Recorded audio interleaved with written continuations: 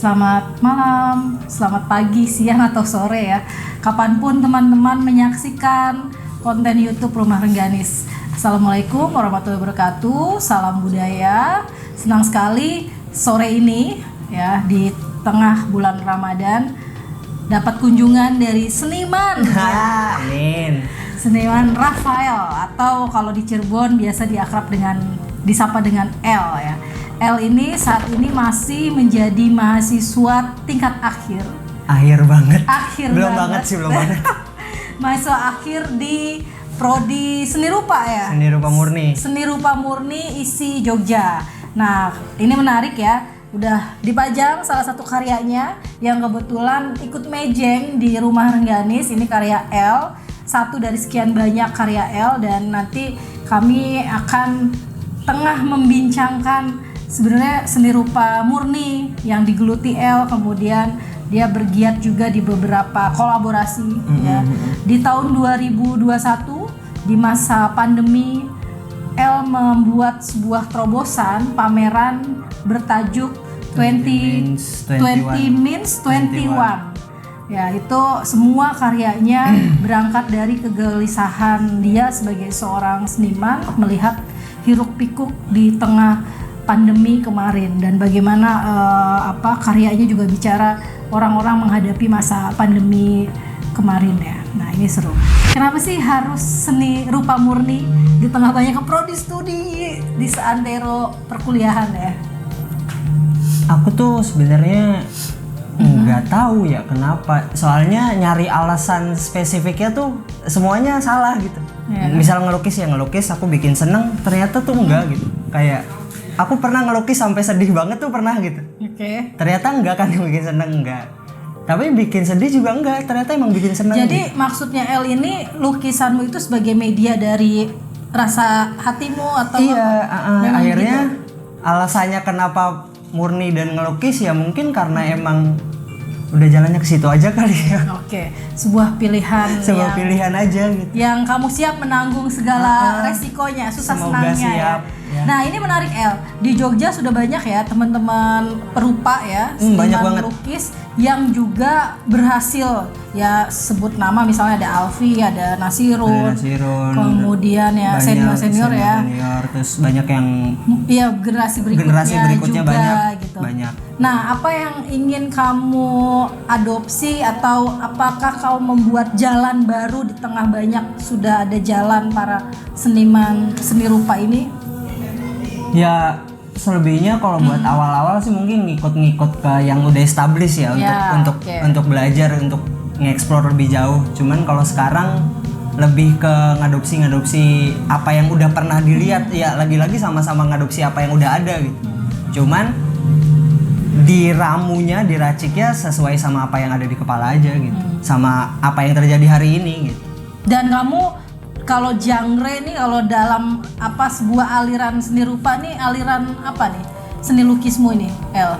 Kalau sekarang mungkin genre itu udah terlalu banyak. Aku mungkin nyebutnya cuman pop naif dekoratif aja kali. Apa tuh pop naif dekoratif? Konteksnya. Kita minta penjelasan kepada mahasiswa seni rupa isi. Ini menurut Anabel ya, analisis gembel saya sendiri gitu. Gimana tuh? Kenapa pop? Ya mungkin konteks yang aku lukis tuh konteksnya yang populer hari ini gitu. Kayak waktu itu sempat aku ngelukis tentang SJW di Twitter, terus ngelukis tentang rakyat-rakyat yang tiba-tiba menil, mental illness gitu. Gitu ya, yang terjadi pada hari ini aja. Sebenarnya lebih pada merespon isu yang berseliweran, dan karena kau Gen Z dekat dengan media sosial, dekat dengan pergumulan di cyber, akhirnya kamu merespon itu. Iya, ngerespon itu. Terus sama ya dari musik yang didengar juga gitu. Terus kenapa naif ya? Naif aja, gambarnya kayak gambar-gambar anak kecil. Bahkan kadang referensiku tuh gambar-gambar anak-anak TK, anak-anak belum sekolah gitu-gitu. Soalnya mereka masih murni kan. Coba ceritakan, ini salah satu karya ini yang juga menjadi salah satu karya yang dipamerkan ya di 20 Means 21. Ini apa nih El? Semua pada pakai masker.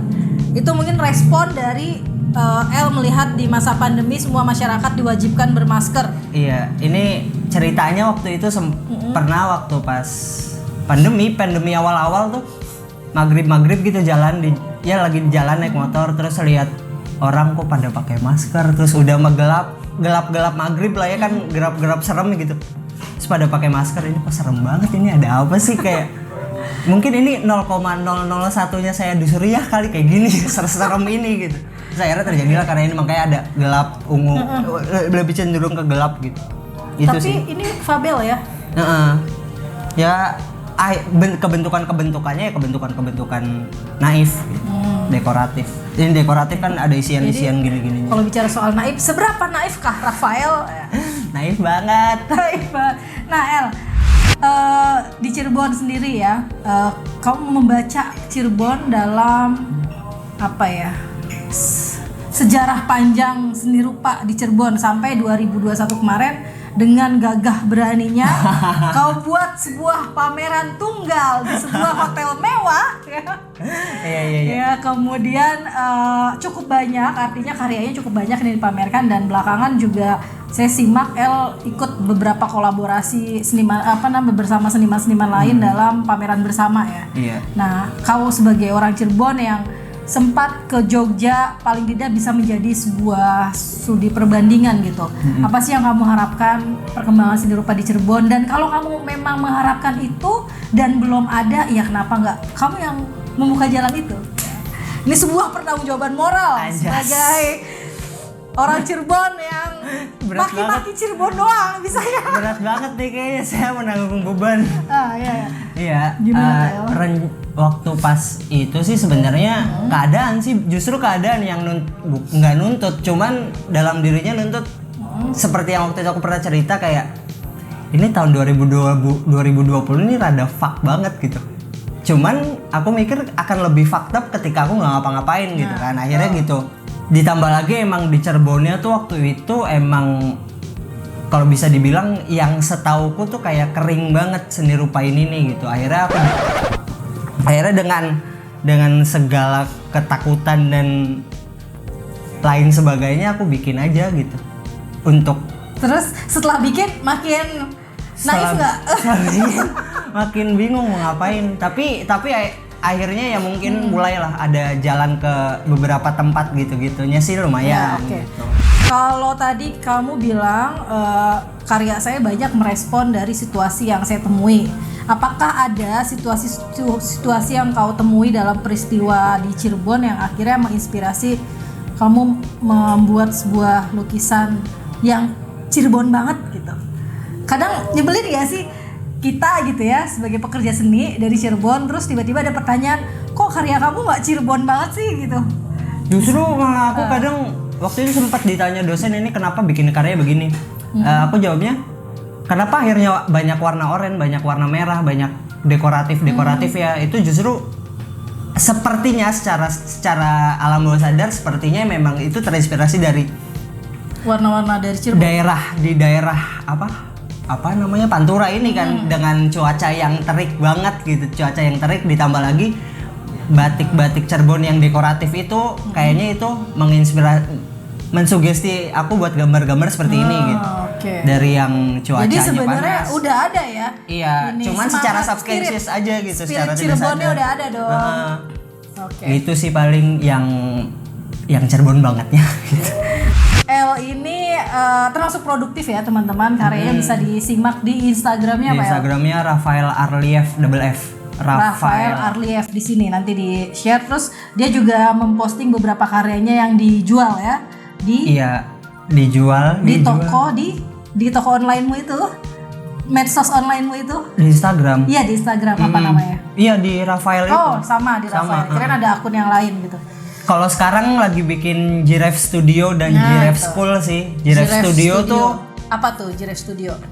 Giraffe Studio tuh apa ya? Aku juga masih bingung isinya apa. Cuman sampai saat ini sih Giraffe Studio itu isinya karya-karyaku, beberapa karya yang nggak diposting di Instagram personal. Sama kalau Giraffe School-nya itu rencananya bakal jadi Instagram merchandise yang sering aku buat aja sih itu. Salah satunya Ini bukan. Oh bukan. Nah El juga kerap membuat merchandise berkolaborasi juga ya. Jadi teman-teman nanti bisa kepoin Instagramnya, karya-karyanya bisa dilihat di sana. Nah aku pengen tahu juga El, dalam proses berkarya kamu, musik-musik apa yang kamu dengerin? Musik Pasti kan ada ya, secara dia mirip banget ya sama si Lennon. Iya, makanya saya merasa Lennonnya Cirebon nih. Merasa krisis identitas. Setiap orang ngelihat nggak perlu kenalan juga udah John Lennon ya. Iya. Tapi kacamatanya udah nggak bulat. Sekarang udah ganti lah, biar kenalnya Rafael aja gitu. Oke.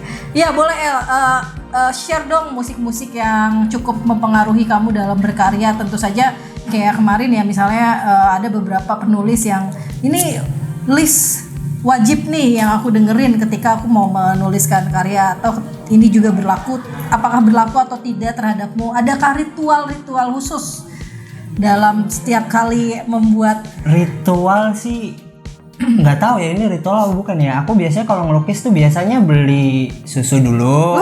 Sehat banget, beli susu Denko, terus ngerokok, terus pakai headset, udah ngelukis gitu. Ngelukis denger lagunya ya The Beatles, terus ini Dinosaur JR ya, walaupun aku nggak tahu judul-judul lagu dari Dinosaur ini, nggak tahu judulnya apaan, cuman aku dengerin satu album nyampe full aja gitu ya, gitu, yang ada di kuping aja gitu. Terus ya aku terinspirasi kayak itu tuh fotonya Bob Dylan. Oke. Dia kan kalau bikin lagu kayak cerita aja gitu. Nah aku ngelukis juga sama gitu, sekedar bercerita, balad gitu sih. Oke, seru. Kalau boleh dihitung berapa karya yang udah siap dipamerkan berikutnya El? Berapa ya? Nggak pernah ngitung, ada kali 20. Yang terdekat apa nih? Pameran di mana nih? Katanya mau ke London juga, El. Aduh. Di akhir tahun ini. Amin. Kita doain Denko harus jadi sponsor, karena susu Denko menjadi salah satu susu yang wajib diminum. Nanti kita minta ke Denko. Yang paling deket tuh besok banget. Besok tuh ada pembukaan pameran di Marriott Hotel di Yogyakarta itu. Besok itu berarti di tanggal 18 April karena belum tentu ini tayang di tanggal 17 April ya. Iya. Besok dalam arti di 18 April ini El akan ikut pameran di Hotel Marriott Jogja bersama beberapa perupa. Iya, ada 17 perupa. Oke, ada 17 perupa. Nah El, kalau teman-teman seni rupa itu sebenarnya pameran itu nanti outputnya untuk apa sih, selain ya tentu saja ya mempromosikan karya gitu. Apakah ada agenda-agenda lanjutan kolaborasi di luar pameran itu? Sejauh ini sih yang aku pikir kayak mungkin sama kayak band aja gitu, kita bikin konser, bikin show, bikin pameran gitu. Untuk yang pertama mungkin untuk memperkenalkan secara eksistensial gitu, kita tuh ada loh di ranah seni rupa gitu. Sisanya kan selebihnya gimana audiens gitu. Setelah eksistensial udah mungkin ke jenjang yang lebih material, kayak either itu karyanya laku atau abis itunya dapat proyekan apa gitu. Gitu sih. Punya serikat seni rupa ya? Ada? Aku ada di Jogja, namanya Line Project. Itu kita kolektif antar beberapa perupa, teman-teman seangkatan, ada namanya Line Project. Ya itu sering kayak misal Line Project diundang buat bikin pameran di sini ya. Kami yang ada di Line Project itu ya pameran di situ. Oke. Jogja tuh rutin binelnya. Iya. Jakarta juga. Dan kabar terbaiknya 1 tahun lalu Kuningan juga bikin binel. Iya lagi. Kapan Cirebon punya binel? Kapan binel? Sebuah pertanyaan kepada salah satu seniman yang lagi hits banget di Cirebon. Emang kamu nggak gerah gitu? Gila, Cirebon nggak punya binel nih gitu. Gimana El? Pandanganmu? Aku tuh seberapa perlukah binel itu untuk apa ya, dampak terhadap perupa itu sendiri atau seniman pekerja seni ya secara keseluruhan, karena nanti semoga di YouTube Rumah Rengganis bisa mempertemukan banyak pekerja seni khususnya di Cirebon gitu, yang kemudian kita bikin satu kolaborasi bersama. Nah ini dulu binel gimana El? Pandanganmu El? Kalau menurut aku binel kayaknya kayaknya ya, cuman nggak tahu juga sih, perlu kali di Cirebon, soalnya akhirnya tuh warganya nggak yang memandang seni rupa tuh nggak yang begitu-begitu, soalnya di Binel kan kita tuh nggak bisa lihat yang sekedar visual aja gitu. Iya, betul. Justru di Binel banyak tulisan-tulisan yang dipamerkan kan, itu sesuatu hal yang baru mungkin buat di dan Cirebon. ruang apresiasi ya, bagaimana karya dibicarakan. Iya. Jadi yang menariknya dalam pameran L20 Means 21 itu juga ada sebuah ruang bicara yang membedah karya-karya yang dipamerkan. Kemudian ada bukletnya juga. Iya. Di sana ada prolog, epilog. Siapa yang nulis epilognya kalau boleh tahu? Mbak Nisa yang nulisnya. Pamer. Mbak Nisa sama ada Pak Daniel sama ada si Big. Artinya bagaimana pembacaan karya lukis tidak selesai dalam visual, tapi juga ada deskriptif, narasi ya, yang ada yang bisa dibicarakan ada lebih yang lanjut. bisa dibicarakan lebih lanjut. Nah ini seru. Jadi kalau saya berharap sepulang kau dari Jogja setelah lulus, apa sih gelarnya apa sih? SSN, sarjana Siap nganggur. Sarjana senangnya nakal. Itu. Nanti saya tagih nih Rafael selesai lulus jadi Rafael SSN. Ya harus membangun lah. Paling Iya. tidak Amin, yuk bisa. kita garap Binel. Waktu itu sempet aku kepikiran kayak ini bisa nggak ya, waktu aku pameran 2021 itu yang 20 Means 21 ini bisa nggak ya jadi kayak pemantik. Akhirnya banyak orang-orang Cirebon yang bikin pameran gitu. Ya mungkin ada pameran cuman emang akunya aja nggak tahu, atau mungkin di Cirebon banyak cuman kayaknya publikasinya tuh agak kurang meluas gitu. Justru pada hari ini kan kayak publikasi tuh penting banget gitu. Kalau cuma sekedar tuh kayak sayang banget gitu. Karyanya udah bagus-bagus cuman ngemasnya tuh kok cuma segini aja gitu. Mungkin bisa lebih luas, kayaknya bisa lebih luas gitu saya pikir sih. Oke. Jadi artinya dalam satu event misalnya pameran seni rupa, ketersinggungan teman-teman seni rupa dengan seni yang lainnya itu harusnya ada ya. Harusnya ada. Ya tentu saja misalnya teman seni rupa kemudian berkolaborasi dengan pendokumentasian dari teman-teman film untuk bikin sebuah dokumentasi. Aku waktu pas pameran Tunggal itu kan kemarin aku kolaborasi sama Mbak Nisa yang penulis ini gitu.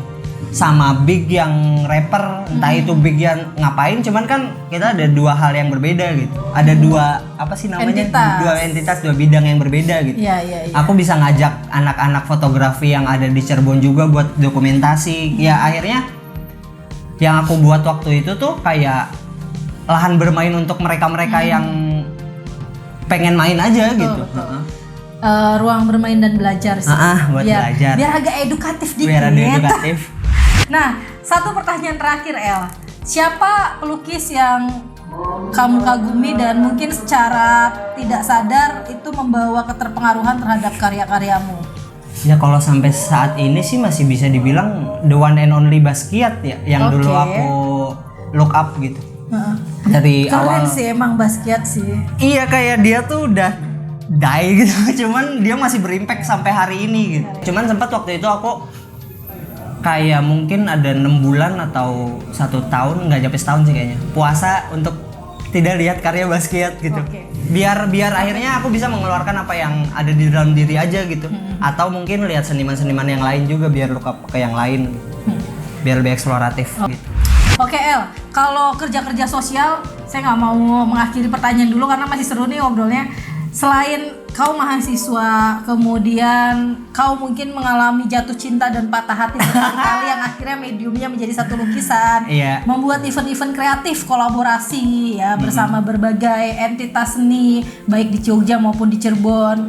Ada nggak kegiatan-kegiatan sosial ya di luar kerja kreatif itu? Ya misalnya kamu punya satu karya yang ingin menyuarakan satu hal, misalnya save lingkungan lah. Pasti balik lagi ke karya-karya waktu pandemi itu ya, aku ngebahas tentang musisi-musisi yang mungkin dapur mereka nggak ngebul sama sekali gitu. Dengan tidak adanya panggung, tidak adanya konser, aku mencoba melukiskan itu gitu. Ya mungkin sebagai pengingat waktu 2020 saya pernah ya begini gitu. Iya. Gitu. Terus selebihnya isu sosialnya, aku kemarin sempat ngebahas warga-warga yang sering debat di Twitter gitu. di kolom komentar Tweet Twitter gitu. Terus aku nyimpulin karena itu tadi aku udah nggak pengen untuk terlalu ngejudge, akhirnya mungkin mereka yang berdebat di Twitter itu salah satu bentuk hiburan mereka sendiri gitu. Kayak sekarang kan informasi gampang banget didapat, entah itu informasi yang nggak mereka pengen tahu atau mereka pengen tahu gitu. Akhirnya knowledge mereka tuh terisi dengan sendirinya gitu. Cuman karena balik lagi mungkin mereka sibuk dengan rutinitas yang segala macamnya gitu, akhirnya salah satu hiburannya mereka mengeluarkan apapun yang ada di kepala mereka gitu dengan berdebat di Twitter gitu. Entah itu membenarkan yang blunder atau menyalahkan yang benar atau membenarkan yang salah kan. Jadi siapa tahu gitu. Jangan pernah menghakimi kegembiraan kecil yang diciptakan oleh orang. Iya betul, aku nggak pengen ngerusak kebahagiaan orang sekarang. Oke deh, seru-seru obrolannya. Nanti kita bisa lanjut di lain kesempatan dan semoga pameran berikutnya di Cirebon ya bisa dikerjakan lagi. Amin, bisa semoga ada ulang. rencana. Jadi kita bisa meliput pameran L secara eksklusif ya. Nah, L, closing statement dong, kasih menyapa teman-teman yang menonton konten YouTube Rumah Rengganis yang subscribernya masih segitu-gitu aja. Ya mungkin untuk teman-teman yang masih mencoba untuk berjalan seperti saya ini, kayak ya udah lakuin aja apa yang kalian suka, apa yang kamu suka gitu, karena itu worth it untuk diperjuangkan gitu. Ketika kamu nyari makna, apa sih maknanya ketika saya melakukan ini, justru makna itu tuh ketika kamu melakukan itu sebuah makna buat kehidupan kamu sendiri gitu. Ini sepertinya pernyataan untuk dirinya sendiri. At this young age, kayak aku sempat mikir kayak apa sih makna hidup gitu. Cuman aku mikir lagi kayaknya hidup aku sangat bermakna deh gitu. Selalu ada pertanyaan-pertanyaan retoris dalam setiap melakukan kerja-kerja kreatif ya. Iya, soalnya kan bersinggungan dengan diri sendiri lagi dan kehidupan sosial gitu. Ya mungkin itu sih, kayak jangan pernah berhenti untuk melakukan sesuatu hal yang disuka, karena ya itu worth it untuk diperjuangkan. Makanya semuanya pasti ada waktunya. Semua akan indah pada waktunya. Iya. Udah kayak lirik lagunya siapa tuh? Nggak tahu. Nah ini seru ya teman-teman. Jadi hargai proses ya. Hargai proses itu seru banget. Proses itu seru banget dan hasilnya katanya kan bahasa para. Iya, bahasa hari ini tuh kan gitu ya. Yang selalu diajarkan oleh para guru-guru kita itu, hasil hari ini adalah cerminan dari apa yang kita lakukan atau proses yang kita lakukan gitu ya. Jadi tadi El mengajak supaya ketika kamu udah punya kesukaan, minat tertentu, ya udah diselami, didalami, dibuat fokus, konsen, dan perkara nanti hasilnya gimana nanti akan indah pada waktunya. Baik, kayak gitu ya ngobrol singkatnya, seru banget. Makasih loh El. Sama-sama, aku makasih banget diundang ke sini. Iya, teman-teman, nantikan obrolan-obrolan selanjutnya tentu saja masih dengan teman-teman seniman, pekerja kreatif, sastrawan, budayawan di Cirebon, karena Cirebon gila banyak Cirebon banget. Keren banget. Oke, makasih. Wassalamualaikum warahmatullahi wabarakatuh. Dadah. Waalaikumsalam.